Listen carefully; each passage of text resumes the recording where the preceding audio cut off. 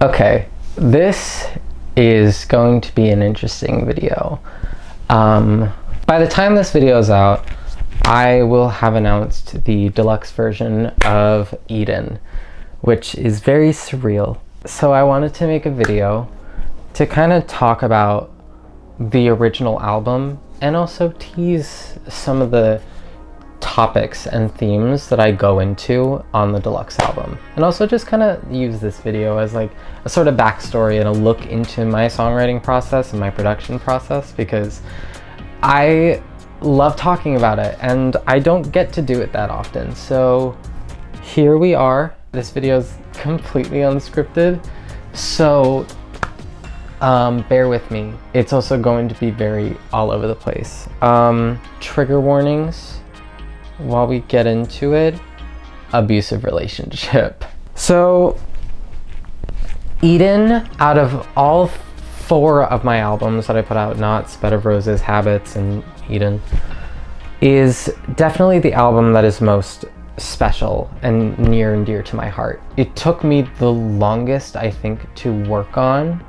I mean, like some of the tracks from it stem to like late 2023, I believe. I feel like I need to give some context before we get into it. As much as this person and I are not in contact or anymore, we're not on speaking terms, I still want to respect their privacy, and I'm not going to go too much into it. In, I think it was like late 2021 to mid 2023, I was in a relationship that I can best describe as, I mean, it was abusive. It was verbally abusive at times, physically not in the way where like I was ever hurt, but like, I mean, there were holes punched in the walls sometimes, and yeah. And I was stuck in it for a very long time. I mean, like year and a half. I don't know, it's weird finally talking about this like on my channel and all that, because I never thought I'd really get too much into it, and I've alluded to it here and there, but I don't know. I think the song, like, it's actually funny. The title track of Habits is it was kind of like the breaking point for me, and it was like the sign of like, I need to get out of this relationship. I don't know, Habits itself is such a special song to me, but that was kind of the point where I was like, it was the point of no return, I guess. And that was when me and my ex broke up. I think I took like 6 or 7 months of just being single and all that. I didn't write about that relationship. I wasn't ready to. I was like, it's still too fresh. I need to let the wound heal before I do that. And then I met my now ex-boyfriend, which I'm not going to talk a lot about him because I don't want to get into that. I felt like, compared to my previous relationship, this relationship that I found myself in was very healthy. Like, it kind of taught me what it felt like to love someone in a healthy way. Looking back on it now, like, I was very codependent at the time. So I think it was around like January that I started writing the first few tracks for Eden. So this is where I'm going to kind of go down the track list and talk about what each of the songs is about. I forgot the order of the songs, so one sec. Obituary. Oh my god. Obituary is such an interesting track to me, and it's one of my personal favorites on the album. So I have a lot of trauma. No surprise here. The Obituary was about kind of trauma responses in my friendships and relationships, where it's like, I go into a lot of friendships and relationships with the idea of like, this is gonna end. Like, this isn't gonna last. There's a specific set of lyrics in that song that like always cut me to my core anytime I listen to the song. It's, first to make plans and the first one to leave. I've convinced myself that they're lying through their teeth. Now I'm searching for metaphors, something more, so I can make sure things won't end up like before. Both of the pre-choruses on that track are like very, very special to me. But yeah, Obituary is kind of like, I mean, it's in the chorus of like, is it possible to save something that's already dead? I feel like every time I get into a friendship or a relationship, it feels like it's dead on arrival.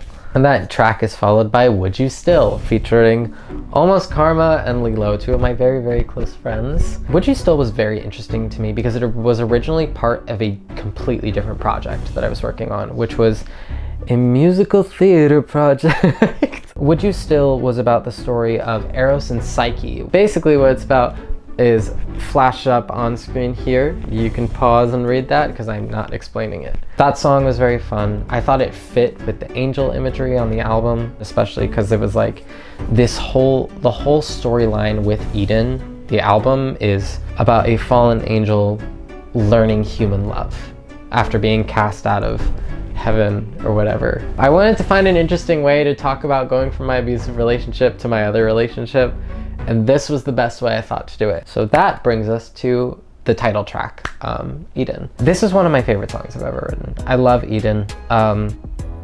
It's not the best produced track. Like, it's not that I dislike the song, I just think out of everything else on the album, it's probably the most poor production-wise, but that is my opinion. But Eden, the actual title track, is about losing yourself in that abusive relationship. I mean, it's in the song, the line repeated over and over again is, I can be whatever you want me to. So yeah, I don't know.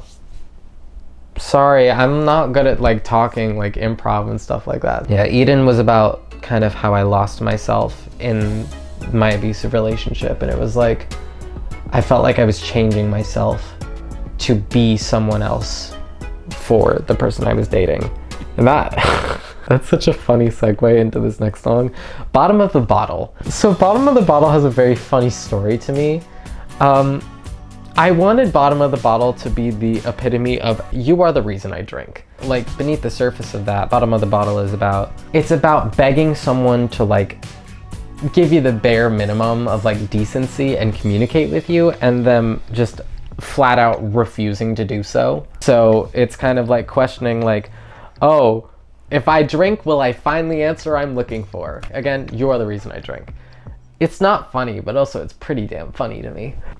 Bitter. Oh, this song is the oldest song on Eden. I started producing it around August of 2023. And originally it was called Ashes to Ashes. Bitter is, again, kind of the climax of my abusive relationship. The last time my ex and I met up, I was praying, hoping with like everything in my heart of like, please, I hope that you've changed in some way, shape, or form. And guess what? He didn't. So it wasn't the closure I wanted, but it was the closure I needed. And that was what mainly inspired Bitter. It was the kind of thing of like, you haven't changed, and I'm like bitter about what you put me through, but at least I can say I'm doing better than you. And that leads into Wish Me Well, which is the interlude on the album. That one was more production heavy and not very like lyrically heavy, but I mean, it in the name of the song, it's kind of like the least that you could do is Wish Me Well. So yeah, back to the beginning. Oh, I love this song. This is the ballad of the album. This is another old one. I think I wrote it around December of 2023, and it's a very, very special song to me. I mean, it's kind of in the name. It's like reflecting back on like, I wouldn't even say the good times, but like looking back on like the things that you've gone through and thinking. The line that resonates with me most in this song is, when people that you knew, they turn their back on you for what you thought you had to do. I don't know, that's a line that very like sits very heavy with me on this song and means a lot to me. I feel like it's a good like pinpoint for like what I was trying to convey in the song, which leads into Bleed. This is my brother's favorite track that like I've ever made, which is very flattering. Hi Jack. Bleed was all about, I mean, again, it's another one where it's like one lyric in the song can pretty much sum it up, and it was, how am I supposed to draw the line when I think I deserve to bleed? Where it's kind of like, why should anything I do matter when in the end I feel like I don't deserve anything except to hurt? This is one of the first tracks I like finished and mastered for the album, so very special. Also, oh my god, this was the first song I ever played live instruments for. I played guitar and bass on this song, which was really cool. Oh, I'm No Angel. Whenever I play like shows and stuff like that, this is everyone's favorite song that I play live. I'm No Angel is kind of, I guess, the resentment of the abusive relationship seeping in after it's over and all that, where it was like, again, another lyric, and I'll flash it up here. If you wanted an angel, why'd you look in the dirt? Where it's like, you said that you loved me and all that, but I think the only thing that you loved about me was that I was weak and that I was kind of willing to do what you wanted me to. This song I co-wrote with Olivia Lilo, and it's such a fun song. I got Almost Karma to feature on it too as a background vocalist. Olivia is also featured, and my roommate, hi Molly, also featured as a background vocalist on this track. This one was really fun, and another track that I played bass on, which, yeah, I've been learning bass for like the past like almost like year and a half. So you go from one of the heaviest songs to one of the most lighthearted tracks on the album, which is Movie Magic. This is another personal favorite of mine. This song was so fun to work on, and it's so unserious. Basically, it came from an inside joke I had with my ex-boyfriend, which was, oh, sex so good, call it movie magic. And I was like, I'm writing a song about that. But other than that, I think this song is so funny lyrically, and also the bridge of this song gets stuck in my head so much, and it was, yeah. So this track goes directly into warning signs. In the time that this album's been released, I found out that I was asexual, so yay, happy coming out. Warning signs is kind of about like ignoring the red flags of intimacy, I guess, and all that, where it's like kind of knowing that they're there, but being like, ah, whatever, fuck it. I should have seen the warning signs, but I don't know. And that leads into hindsight. Hindsight is about being a people pleaser, because I am a recovering people pleaser. Kind of how draining that can be, of like, oh, constantly trying to please everyone around you and all that. Like, one of the lyrics that I love from this song, besides like just, I love the overall production of this song, but one of the lyrics that I really fucking love with this song is, I'm used to bending over backwards, so low I'm bound to break my spine. I don't know, I used to be a person that didn't have boundaries with people, and now I'm very keen on boundaries with people. So yeah, hindsight's about kind of, I'm not gonna be this doormat that everyone wants me to be. I have a backbone now. Oh, Chemtrails. This was one of the 2 singles on the album. And as hard as this song is for me to listen to nowadays, I still love this song. This might be like top 3 tracks on the album for me. I love the harmonies on this track. I love the vocals on this track. The vocals make this track. And it's also funny because the original instrumental of this track was similar, but also so different from the final product. It's kind of like it used to be all about like, it was about my ex. I mean, I wrote it for our 1-year anniversary, but it was like, the chemtrails will lead me back to you no matter how far I stray. And now, like, yeah, it's kind of still about that, but now what the song is about to me is, I love my friends, I love my family, I love everyone that I have in my life right now. I'm so thankful and happy, and Chemtrails is kind of, I guess, it's become this love letter to like the good people in my life, where it feels like no matter how far I stray, I will always find my way back to you guys. And that leads into the final song on the album, which is Milky Way. It's another song about my ex. I think the line that sums up this song is like, I still struggle to know that people have the room to change, see the errors of their ways, still find that concept kind of strange. I've been scarred in ways you'd never understand. I'm scared of reaching out if no one's gonna grab my hand. Milky Way is about the fear of falling in love, and how my ex-partner made me realize that it's okay to, I guess, not be okay, because you'll still love me through that. It's really funny to me looking back on this, because less than a week after I put out this album, we broke up. I'm not gonna dwell on it because I don't want to air any of that out publicly, and also I'm just over it at this point. That's the base album, so I guess I'll talk a little bit about the deluxe album. I'm not gonna say too much because I want to keep some surprises. So I guess I'll talk about the singles from that album that are already out. Never What You Want. So speaking of my ex, it's not about a specific person. If anything, it's inspired by a couple different people. And what it was about is kind of like, you can't say one thing and then do the complete opposite. Or in this case, you can't tell me you want me and all that, and then not show me that you want me, I guess. I fucking hate when people say they're gonna do something, say that they're gonna do something, or say they're gonna do better with something, and then they do the complete opposite. So Never What You Want was a very emotionally charged song. I actually ended up unlocking my Screamo register through that song. Insert audio clip here. I love that ad-lib. Yeah, Never What You Want was fun, and I wrote it with a bunch of my friends. I'm gonna flash them on screen here. Olivia, Flan, Lucas, Enoki. Love you guys very much. You all are very special to me. Ooh, All My Demons. All My Demons was an interesting one because it came from a conversation with my therapist. We all know the phrase like misery loves company and all that.